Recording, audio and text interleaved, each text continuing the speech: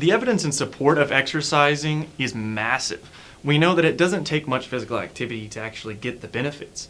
The current national recommendations are only 30 minutes of moderate physical activity a day, which is just like going on a brisk walk, not even something like training for a marathon. A huge objective study in the United States showed that only 3.5% of Americans actually hit the daily guidelines of physical activity, which this incredibly low level of physical activity, especially paired with a poor diet, is predicted to be the second leading cause of death in the United States. The purpose of our lab under Dr. Tim Lightfoot in the Biology of Physical Activity Laboratory is to find out what motivates people to be active or not. While our lab has found significant influence on physical activity in things like genetics, toxicants, or sex hormones, the main focus of my dissertation has been the role of diet. We know that a restricted diet causes increases in motivation in all sorts of species, like humans, monkeys, mice, rats, flies, and even worms. But the issue is that we don't have an underfeeding issue in the United States. We have an overfeeding issue.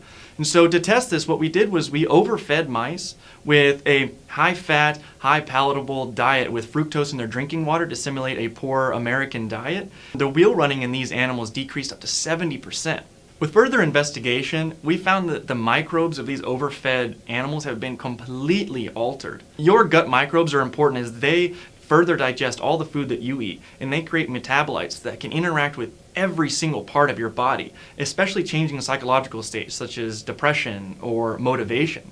For that reason, we figured maybe the microbes are actually doing some of the decrease in motivation. To test this, we took animals on an overfed diet with poor microbiota, and we transplanted in microbiota from healthy animals that are incredibly active to see if that could return some of the wheel running behavior.